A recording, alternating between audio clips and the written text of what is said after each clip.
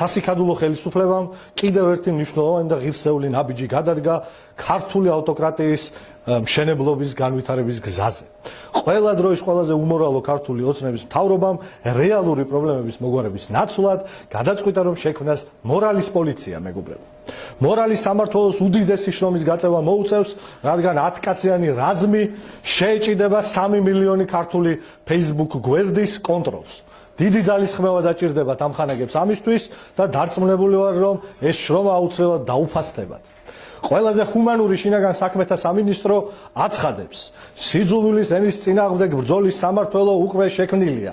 აი ახლა ამ წუთებში, როდესაც თქვენ მისმენთ მე 10 თანამშრომელი თავდაუზოგავად სკროლავს სოციალურ ქსელს და ამით სროლვასკრინვის სამმართველოს მთავარ ფუნქციას ასრულებს.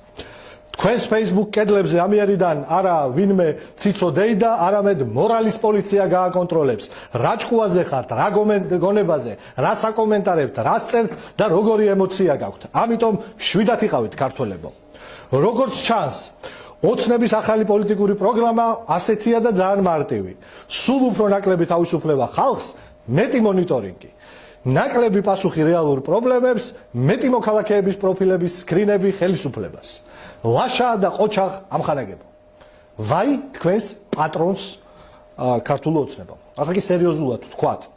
მორალის პოლიცია შექმნა ხელისუფლებამ, რომლის დამსახურებაა საქართველოში ქართული ენის დეგრადაცია საჯარო სივრცეში, რომლის გენერალური მდივანი, პრემიერ-მინისტრები, პრეზიდენტები სხვადასხვა დროს დედის სისხლს იგინებიან იმ დარბაზებში, რომელშიც მიიღეს საქართველოს კონსტიტუცია, რომელშიც მიიღეს საქართველოს დამოუკიდებლობა და ასე შემდეგ და ასე შემდეგ. ეს ადამიანები აკონტროლებენ საქართველოს მოქალაქეების ენას, თურმე და იმ უწყების გავლით, რომელს უწყებასაც ტვირთად ადევს რამოდენიმე დღის წინ წამება საჯაროდ ადამიანის, რომელიც ვიდეოზე დაფიქსირდა და რომელიც ზოგადად სისტემურად აწამებს ადამიანებს, პოლიცია, რომელიც შენობით ელაპარაკება აბსოლუტურად ყველა მოქალაქეს, პოლიცია, რომელიც ამცირებს საქართველოს მოქალაქეებს პერმანენტულ 24 საათიან რეჟიმში, თურმე აი ეს უწყება დღეს არის სანდო იმისთვის, რომ საქართველოს მოქალაქეების ენა აკონტროლოს. სამარცხვინო მოვლენა არის და კიდევ ერთი ღრმად გადადგმული ნაბიჯი საქართველოს მოქალაქეების თავისუფლებების შეზღუდვის გზაზე.